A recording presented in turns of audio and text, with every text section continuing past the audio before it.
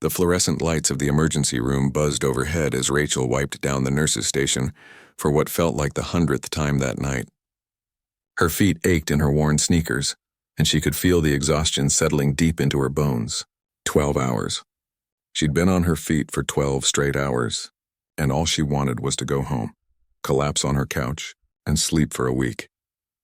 Just 30 more minutes, she whispered to herself, glancing at the clock on the wall. 11:47 p.m. Her shift ended at midnight, and she'd already started counting down the seconds, but hospitals never cared about your schedule. They had their own rhythm, their own emergencies, their own way of turning your plans upside down in an instant. The phone at the nurse's station rang, cutting through the relative quiet of the late-night shift. Rachel reached for it, tucking it between her shoulder and ear while she continued organizing medical charts. Fourth floor, Nurse Rachel speaking. Rachel, it's Dr. Chen from pediatric surgery. We need you to come down here right now. We've got a situation. The tiredness in Rachel's body vanished instantly. Dr. Chen's voice had that edge to it, the one that meant something serious was happening. She'd heard it enough times to know. I'm on my way, Rachel said, already moving toward the elevator.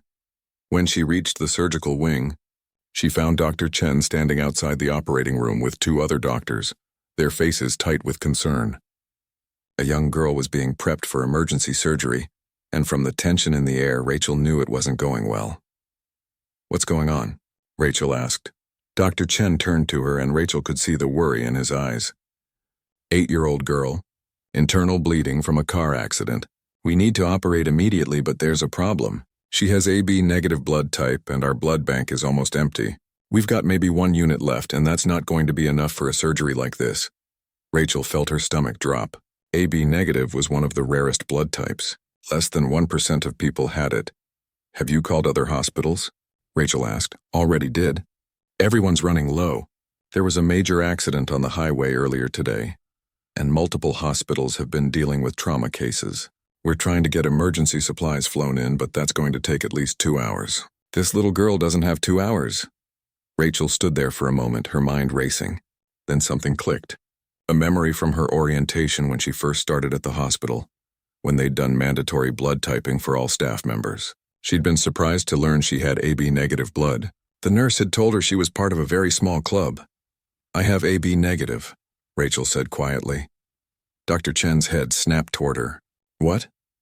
I have AB negative blood, Rachel repeated, louder this time. I can donate. Rachel, you just worked a 12-hour shift. You need to rest. We can't ask you to. You're not asking. I'm offering. Rachel looked past Dr. Chen toward the operating room, where nurses were working frantically to stabilize the little girl. How much do you need? Dr. Chen hesitated, then nodded. 2 units would give us enough to work with. But Rachel, are you sure? You look exhausted, I'm sure. Let's do this. 20 minutes later, Rachel was lying on a donation bed in the blood bank, watching the deep red liquid flow through the tube from her arm into the collection bag.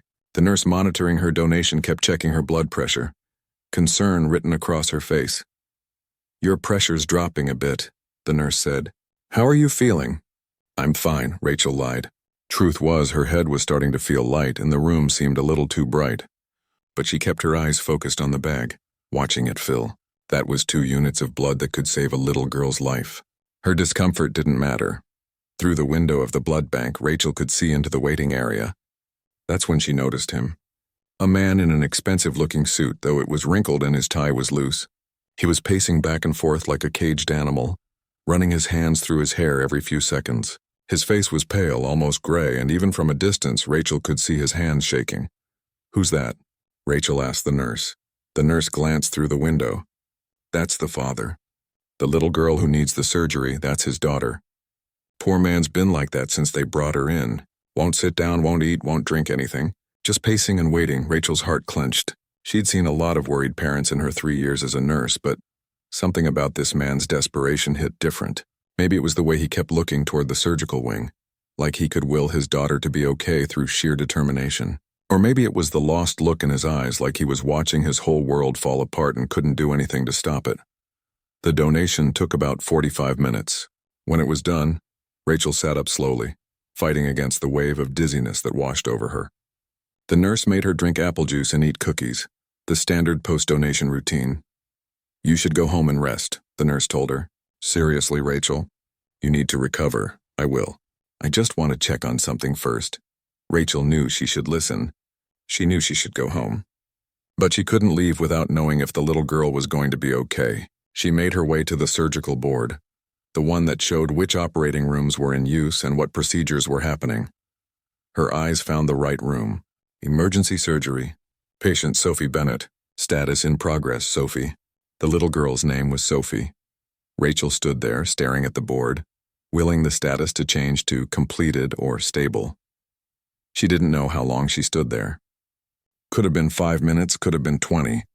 Time felt weird when you were running on fumes and 2 units less blood than you started the day with. She felt it before she realized what was happening. The floor seemed to tilt slightly under her feet. Her vision went spotty around the edges. She reached out for the wall to steady herself, but missed. Then there was a hand on her arm, firm and steady, keeping her upright. Whoa, easy there. Are you okay? Rachel blinked, trying to focus. It was him, the father. Up close, she could see the fear and exhaustion etched into his face. His eyes were red, like he'd been crying or was trying very hard not to. But right now, those eyes were focused on her with genuine concern. I'm fine, Rachel managed to say, though her voice sounded far away even to her own ears. Just a little lightheaded. You don't look fine. Should I call someone? No. I just need a minute. Rachel straightened up, pulling away gently. The man's hand dropped from her arm, but he stayed close, like he was ready to catch her if she fell again. Thank you, Rachel said. For catching me, I mean. It's the least I could do. The man's voice cracked slightly. You're the nurse who donated blood for Sophie, aren't you? I saw you through the window. The staff told me they found a donor. Rachel nodded. Yeah, that was me. For a moment, the man just stared at her. Then his eyes filled with tears. You have no idea what you've done. Sophie is everything to me. She's all I have left. If something happened to her, I don't know what I'd... His voice broke completely and he looked away, trying to compose himself. She's going to be okay, Rachel said softly, with more confidence than she felt. Dr. Chen is one of the best surgeons in the state. She's in good hands. Why? The man looked back at her. Why would you do this? You don't know us. You look exhausted. The nurse said you just finished a long shift. Rachel shrugged, a small smile crossing her tired face. Because I could. Because Sophie needed help and I was able to give it. That's what we do here. That's what anyone would do. No, the man said firmly. Not everyone would do what you did. Most people wouldn't even think twice. They'd go home to their families, to their comfortable beds. But you stayed. You gave part of yourself to save my daughter's life. That's not something small. That's everything. Rachel felt her cheeks flush. She wasn't good with gratitude, especially when she was this tired. Really, I should go. I need to get home and rest. But I'll check on Sophie tomorrow when I come in for my next shift. She's going to pull through this. I can feel it. Wait, the man said as Rachel turned to leave. I didn't get your name. Rachel. Just Rachel. I'm Daniel. Daniel Bennett. And I promise you, Rachel, I'm going to find a way to thank you properly for this, for saving my daughter's life. Rachel waved her hand dismissively. You don't owe me anything. Just take care of Sophie. That's all the thanks I need. She walked away before Daniel could say anything else, her legs feeling like jelly but somehow carrying her forward. She didn't see the way Daniel watched her disappear down the hallway. Didn't see the expression of wonder and gratitude on his face. Didn't see him wipe away the tears that finally spilled down his cheeks. All Rachel knew was that somewhere in that operating room, a little girl named Sophie was fighting for her life with Rachel's blood running through her veins. And somehow, despite the exhaustion, despite the dizziness, despite everything, Rachel felt like tonight had been exactly where she was supposed to be. She had no idea that this one decision, this one donation, would change her entire life. Sometimes the most important moments don't announce themselves with fanfare. Sometimes they just feel like another long night at the hospital, another patient who needs help, another reason to stay when everyone else would leave. Sometimes saving someone's life is just the beginning of the story. 3 weeks had passed since that night in the hospital. Rachel had checked on Sophie the next day and learned that the surgery had been successful. The little girl was recovering well, and her father had left a note at the nurse's station thanking Rachel again. She'd smiled at the thoughtful gesture. tucked the note in her locker, and moved on with her life. That's what you did in her profession. You helped people, you moved forward. You didn't dwell on the moments that made your heart feel full. But tonight, Rachel wasn't at the hospital. Tonight was her rare evening off, and she was doing something she actually dreaded more than double shifts: grocery shopping on a tight budget. She pushed her squeaky shopping cart through the aisles of Save Mart, the discount grocery store on the edge of town. It wasn't fancy. The floors were scuffed. Some of the fluorescent lights flickered, and the produce section always looked a little sad. But the prices were good, and that's what mattered when you were still drowning in student loan debt. Rachel had her list memorized: generic brand pasta, the dented cans of tomato sauce that were marked down, day-old bread from the bakery section, frozen vegetables instead of fresh. She'd gotten good at making meals stretch, at turning $15 into a week's worth of dinners. She was comparing prices on 2 different brands of rice, trying to calculate which was cheaper per ounce, when her cart suddenly crashed into something solid. "Oh no, I'm so sorry." Rachel looked up quickly, her cheeks flushing with embarrassment, and then she froze. Standing in front of her, looking just as surprised, was Daniel Bennett. But he looked completely different from that night at the hospital. No wrinkled suit, no pale face, no desperate fear in his eyes. Instead, he wore jeans and a casual sweater, and he looked normal, just a regular guy at the grocery store. "Rachel?" Daniel's face broke into a wide smile. "I can't believe it. What are the chances?" "Daniel, hi." Rachel's mind was racing. Of all the grocery stores in the city, of all the times she could have come shopping, she had to literally crash her cart into him. "I'm really sorry about the cart. I wasn't paying attention. Don't worry about it. I'm just happy to see you." Daniel turned slightly, and that's when Rachel noticed the little girl standing next to him. She had dark curly hair pulled into a ponytail, bright eyes, and a small bandage still visible on her arm. This had to be Sophie. The little girl was staring at Rachel with an expression of pure wonder, like she was seeing a superhero in real life. "Sophie," Daniel said gently, putting his hand on his daughter's shoulder. "This is Rachel. She's the nurse I told you about, the one who helped save your life." Sophie didn't say anything for a moment. She just kept staring. Then, without warning, she rushed forward and wrapped her arms around Rachel's waist, hugging her tight. "You're my angel, nurse," Sophie said, her voice muffled against Rachel's old jacket. "Daddy showed me your picture from the hospital. He said you gave me your blood when I needed it most. He said you're the reason I'm still here." Rachel felt her throat tighten. She knelt down to Sophie's level, gently placing her hands on the little girl's shoulders. "Hey there, sweetheart. I'm so glad to see you're doing better. How are you feeling?" "I'm okay now. My arm still hurts a little, but Daddy says that's normal. The doctor said I'm healing really good." Sophie's eyes were so bright, so full of life. It was hard to believe this was the same little girl who'd been fighting for her life just 3 weeks ago. "That's wonderful news." Rachel stood back up, aware that other shoppers were having to navigate around them in the aisle. "I'm really happy you're recovering so well, Sophie." Daniel was watching the exchange with an expression Rachel couldn't quite read. There was gratitude there, yes, but also something else. Something that made her feel suddenly self-conscious about her threadbare jacket and the shopping cart full of budget groceries. "I've been hoping to run into you again," Daniel said. "I wanted to thank you properly, but the hospital wouldn't give me your contact information. Privacy policies and all that." "Oh, that's okay. You really don't need to thank me." "Yes, I do." Daniel's voice was firm but kind. "You saved my daughter's life, Rachel. That's not something you just move on from." Rachel shifted uncomfortably. She never knew what to do with gratitude. "I was just doing my job." At the end of a 12-hour shift when you were exhausted, donating blood when your own body needed rest? That's not just doing your job. That's being an extraordinary person.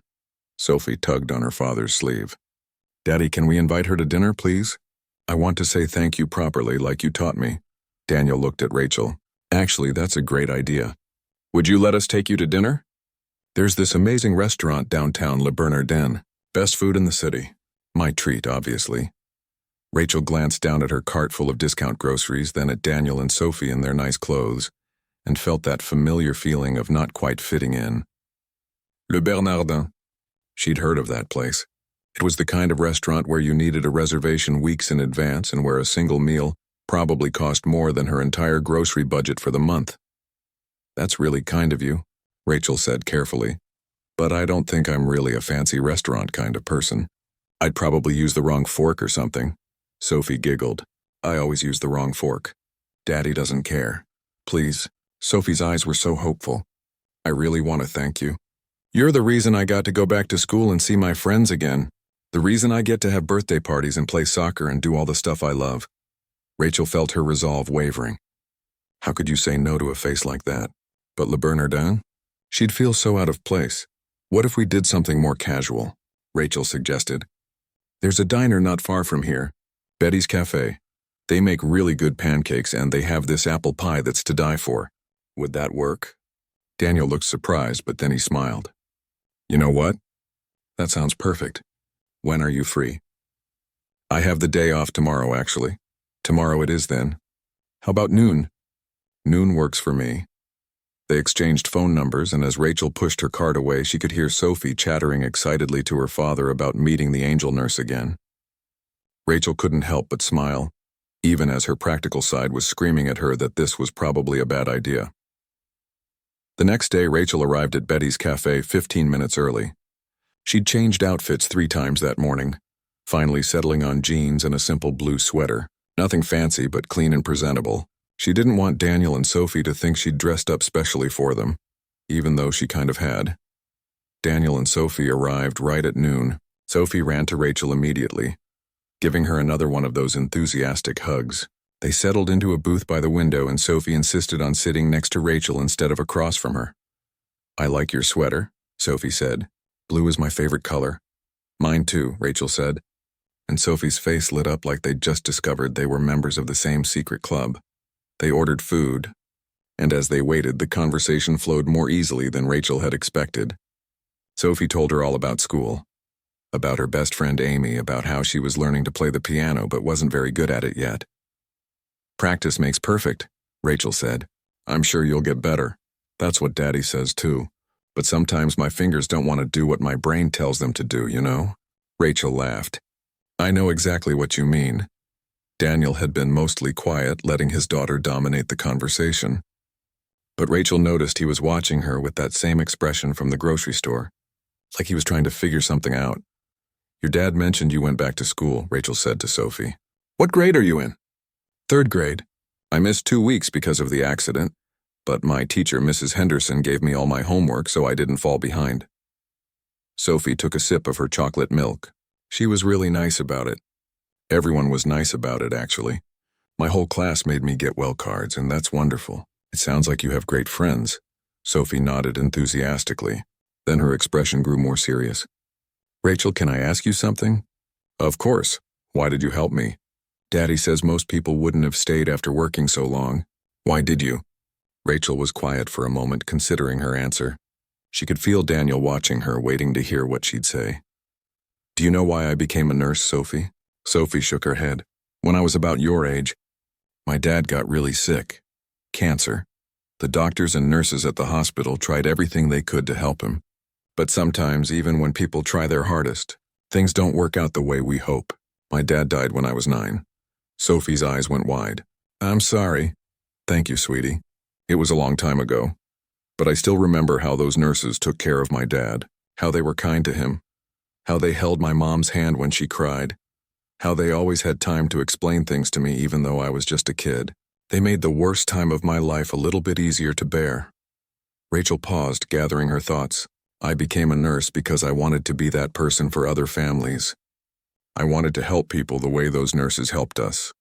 So when I heard that a little girl needed blood, and I had the right type, there was never really a question in my mind. I had something you needed and I could give it. That's all. Daniel cleared his throat and Rachel noticed his eyes were shiny with unshed tears. Rachel, I need to tell you something. Sophie lost her mother 2 years ago. Rachel's heart clenched. She looked at Sophie, who had gone quiet, staring down at her chocolate milk. Cancer, too. Daniel continued. It was fast. One day Helen was fine, and 6 months later she was gone. It's been just Sophie and me ever since. When that car hit us, when I saw Sophie hurt and bleeding, all I could think was that I couldn't lose her too. I couldn't be alone. She's everything to me. You're everything to me too, Daddy, Sophie said softly, leaning against her father.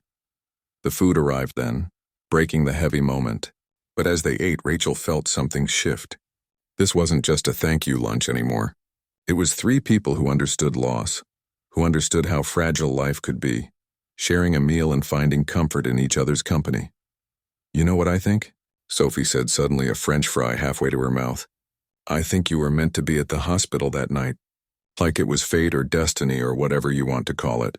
Like the universe knew I needed you." Rachel smiled. "Maybe you're right. Maybe that's exactly what it was." As they finished eating and prepared to leave, Daniel walked Rachel to her car. Sophie had run ahead to look at a dog being walked nearby. "Thank you for coming today," Daniel said, "and for sharing your story. I know that couldn't have been easy. Thank you for inviting me.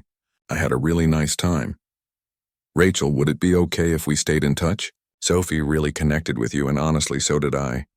It would be nice to have a friend who understands." Rachel hesitated. Something told her that getting involved with Daniel and Sophie could complicate her simple, predictable life. But when she looked at them, at the hope in Daniel's eyes and the joy on Sophie's face as she petted the friendly dog, she couldn't bring herself to say no. "I'd like that," Rachel said, and she meant it. The friendship that developed over the next few weeks surprised Rachel in the best way possible. What started as occasional text messages turned into regular phone calls. Daniel would send her funny pictures of Sophie doing homework, and Rachel would respond with stories from the hospital that made them both laugh. On her days off, Rachel found herself spending time with Daniel and Sophie.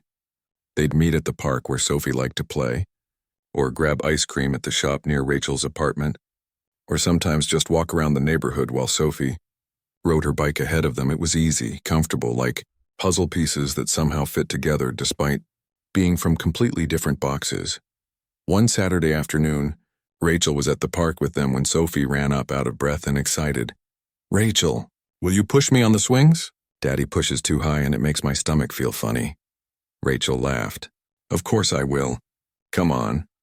As Rachel pushed Sophie gently on the swing, listening to the little girl's delighted giggles, Daniel sat on a nearby bench watching them. Rachel caught his eye and saw something there that made her heart skip. It wasn't just gratitude anymore. It was something warmer, something that made her feel nervous and hopeful all at once. "Higher," Sophie called out. "I thought you said your dad pushes too high." "Just a little bit higher." "Not daddy high, but more than this?" Rachel gave her a slightly stronger push and Sophie squealed with joy. When Sophie finally had enough and ran off to play on the monkey bars, Rachel joined Daniel on the bench. "You're really good with her," Daniel said. "She makes it easy. Sophie's a special kid. She talks about you constantly." Rachel said this, Rachel thinks that. "Rachel showed me how to make a paper crane. You've become one of her favorite people." Rachel felt her cheeks warm. "She's become one of mine too. I hope that's okay." "It's more than okay." Daniel turned to face her. "Can I tell you something? Something I probably shouldn't admit?" "Sure. When Helen died, I shut down. I focused entirely on work and taking care of Sophie, but I didn't let anyone else in.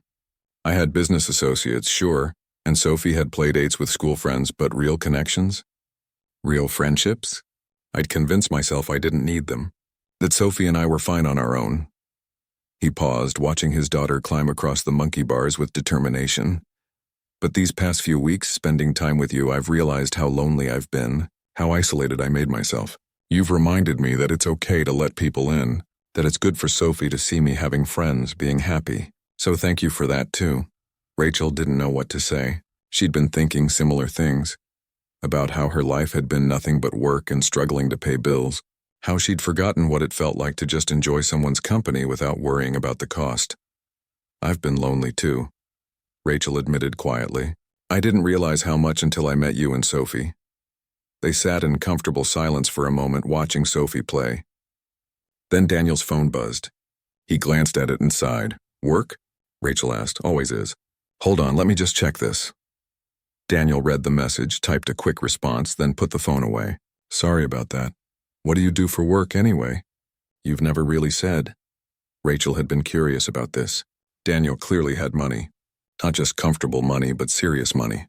His car was expensive, his clothes were designer brands even when he dressed casually, and the watch he wore probably cost more than Rachel made in 6 months. But he never talked about his job.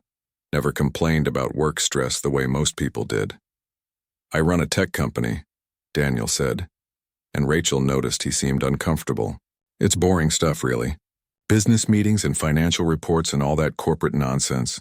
"A tech company? That's not boring." "What kind of tech?" "Software development mostly.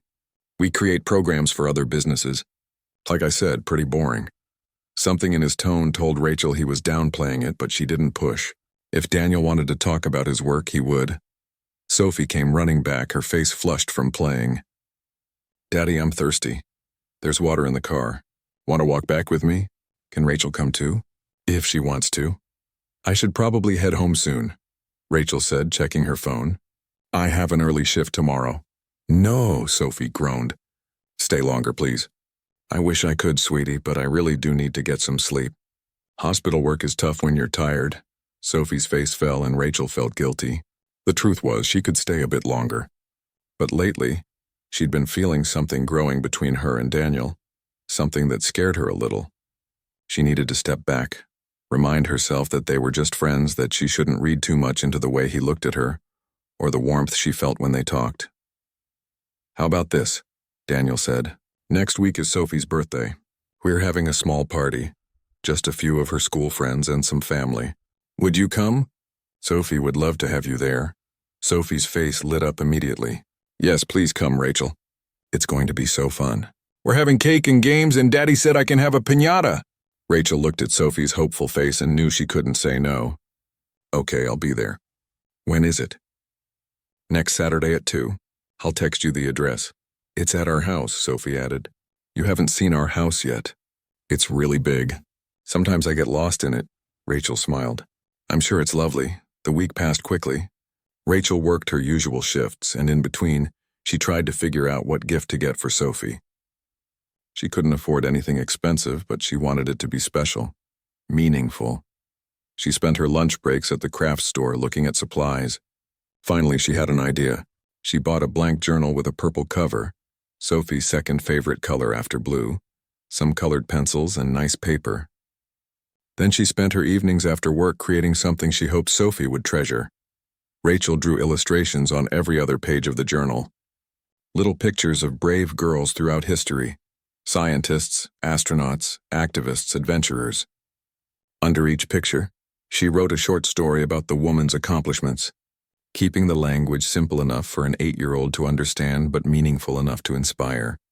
It took her the whole week, working late into the night after her shifts. Her hand cramped from all the drawing, and she went through 3 pencils getting the shading just right. But when she finished looking at the completed journal, she felt proud. This was personal. This was something no amount of money could buy. Saturday arrived and Rachel dressed carefully in her nicest outfit, a simple dress she'd bought on sale 2 years ago but had barely worn. She wrapped the journal in colorful paper and headed to the address Daniel had sent her. The drive took her to a part of the city she'd rarely visited. The houses got bigger as she drove, the yards more manicured, the cars in the driveways more expensive. When her GPS told her she'd arrived at the destination, Rachel thought there must be some mistake. She was staring at a mansion. Not just a big house, but an actual mansion with tall iron gates, a circular driveway, and more windows than she could quickly count. The gate was open for the party, and she could see other cars parked inside, luxury vehicles that made her old sedan look like it belonged in a junkyard. Rachel sat in her car for a full minute, her hands gripping the steering wheel, trying to process what she was seeing. This couldn't be right. Daniel said he ran a tech company, but this was beyond anything she'd imagined. She thought about turning around, about calling and making up an excuse. But then she remembered Sophie's excited face when she'd invited her, and Rachel knew she couldn't disappoint the little girl. Taking a deep breath, Rachel drove through the gates and parked next to a Mercedes that probably cost more than she'd make in 5 years. She grabbed Sophie's gift and walked toward the front door, feeling more out of place with every step. The door opened before she could knock, and Daniel stood there, smiling. But his smile faltered when he saw Rachel's expression. "You're here," he said. "I'm so glad. You live here?" Rachel's voice came out barely above a whisper. "Rachel, I can explain." "Rachel!" Sophie appeared behind her father, wearing a princess dress and a birthday crown. "You came. Come see the party. We have a bounce house." Sophie grabbed Rachel's hand and pulled her inside before she could protest. The house was even more overwhelming on the inside. Marble floors, crystal chandeliers, artwork that looked like it belonged in museums. Through the windows, Rachel could see the backyard where a professional party setup included not just a bounce house, but face painters, a magician, and tables decorated like something from a magazine. Other guests milled around, parents in designer clothes talking in clusters while their children played. They all looked like they belonged in this world of wealth and privilege. Rachel felt like an imposter in her sale rack dress clutching her homemade gift. "Let me take your present," Sophie said, reaching for the wrapped journal. She carried it carefully to a table already overflowing with elaborately wrapped gifts. Boxes that Rachel knew contained expensive toys and gadgets. Her humble journal suddenly seemed pathetically inadequate. "Everyone," Sophie announced loudly, "this is Rachel. She's the nurse who saved my life. She's basically my hero." All eyes turned to Rachel. She felt her face flush as people smiled politely, clearly wondering who this underdressed woman was and why Sophie was so excited about her. An older woman in pearls and a Chanel suit approached. "How wonderful to meet you, dear. Daniel has told us all about you. I'm Patricia, Daniel's mother." "Nice to meet you," Rachel managed. "Sophie absolutely adores you. She talks about you constantly." Patricia's eyes swept over Rachel's outfit, and though her smile never wavered, Rachel could feel the assessment happening. "How kind of you to spend time with them." The way she said kind made it sound like charity work, like Rachel was some sort of do-gooder taking pity on a wealthy family. Daniel appeared at Rachel's side. "Mom, would you mind checking on the caterers? I think they need direction on where to set up the birthday cake." "Of course, darling." Patricia patted his arm and glided away. "Rachel, I'm sorry. I should have told you and told me what exactly." Rachel kept her voice low but couldn't hide the hurt. "That you're not just comfortable, you're incredibly wealthy? That you live in a mansion? That I've been suggesting we eat at diners and walk in parks while you could probably buy the whole neighborhood? That's exactly why I didn't tell you." Daniel looked genuinely distressed. "Because I knew you'd look at me differently.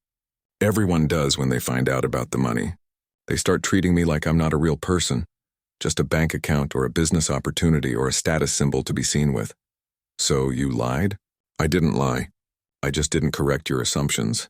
Rachel, please try to understand. When I met you that night in the hospital, you treated me like a normal person. A worried father, not Daniel Crawford, CEO of Crawford Industries.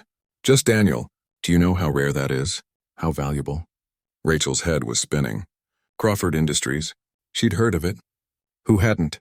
They were one of the biggest tech companies in the country, worth billions. And Daniel wasn't just some manager or employee. He was the CEO, the founder.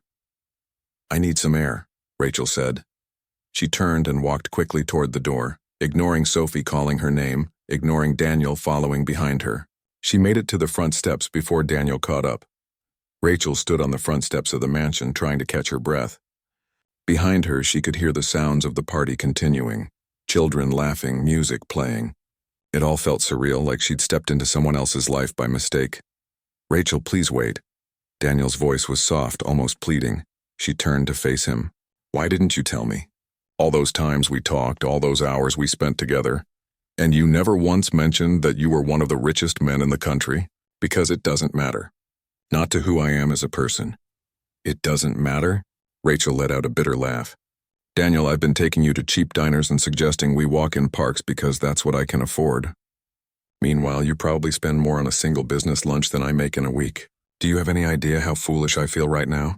You shouldn't feel foolish. You should feel proud. You treated me like a human being, Rachel, not like a celebrity or a target or a business opportunity. Do you know how many people have tried to befriend me just because of my money? How many women have shown interest in me because they want access to my wealth?" Rachel shook her head. "I'm not one of those people. I never wanted anything from you. I know that.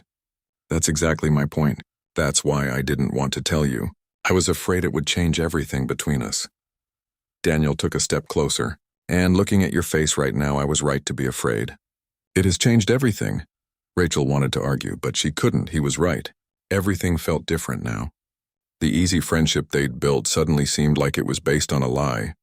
Not because Daniel had been dishonest about who he was as a person, but because Rachel had been operating under completely wrong assumptions about their lives. "I need to think," Rachel said finally. I need some time to process all of this. Please don't go. Sophie will be heartbroken if you leave. She's been talking about you coming to her party all week." As if on cue, the front door opened and Sophie appeared. Her birthday crown slightly crooked on her head. Her eyes were red and tears streaked down her cheeks. "Rachel, why are you leaving? Did I do something wrong?" Rachel's heart broke. She knelt down to Sophie's level immediately. "No, sweetheart. You didn't do anything wrong at all. I just needed some fresh air for a minute. Are you mad at Daddy?" Rachel glanced up at Daniel, who was watching them with pain in his eyes. "I'm not mad. I'm just a little overwhelmed. But that's not your fault, okay? This is your special day and I don't want to ruin it. You could never ruin it. You being here makes it better." Sophie wiped her tears with the back of her hand. "Will you stay, please? I haven't even opened your present yet and I really want to see what you got me." Rachel couldn't say no to that face. She never could. "Okay, I'll stay." Sophie's face lit up with relief. She grabbed Rachel's hand and pulled her back toward the house. "Come on. The magician is about to do his show and then we're having cake." The next hour was awkward for Rachel. She stayed on the edges of the party, watching Sophie play with her friends while trying to avoid the curious glances from other guests. Daniel's mother kept looking at her with an expression that was hard to read. Judgment, curiosity, concern for her son. When it was time for Sophie to open presents, Rachel almost slipped away. But Sophie insisted she sit right next to her, so Rachel found herself on a chair beside the birthday girl while everyone gathered around. Sophie tore through the expensive gifts with enthusiasm. A tablet from her grandparents, a designer dress from one of Daniel's business associates, the latest gaming system from her uncle. Each gift was more lavish than the last, and with each one, Rachel felt her humble journal shrinking in significance. Finally, Sophie picked up Rachel's gift. It was smaller than the others, wrapped in simple paper that Rachel had carefully chosen because it had little stars on it. "This one's from Rachel," Sophie announced, carefully peeling back the paper. When she revealed the journal, there was a moment of silence. Rachel held her breath, waiting for the disappointment to cross Sophie's face. But instead, Sophie's eyes went wide with wonder. "You made this?" Sophie opened the journal carefully, her fingers tracing the illustrations Rachel had drawn. "Daddy, look. Rachel drew all of these pictures herself." Daniel leaned over to look, and Rachel saw his expression soften. "Rachel, this is beautiful." Sophie was flipping through the pages now, reading the stories Rachel had written. Marie Curie discovered radioactivity. Katherine Johnson helped send astronauts to space. Malala fought for girls to go to school. Sophie looked up at Rachel with tears in her eyes.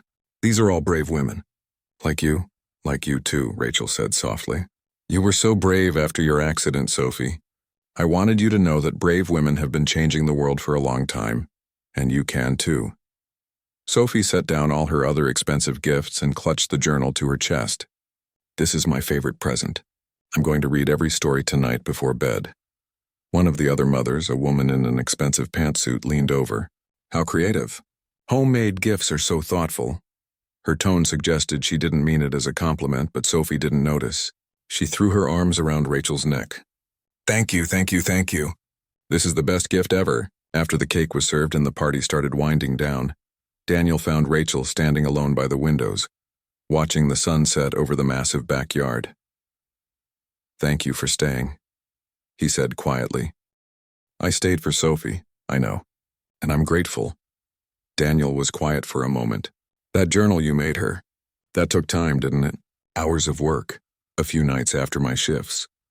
Rachel kept her eyes on the sunset. "I wanted it to be special. It was more than special. It was meaningful. Every other gift she got today will be forgotten or replaced by next year.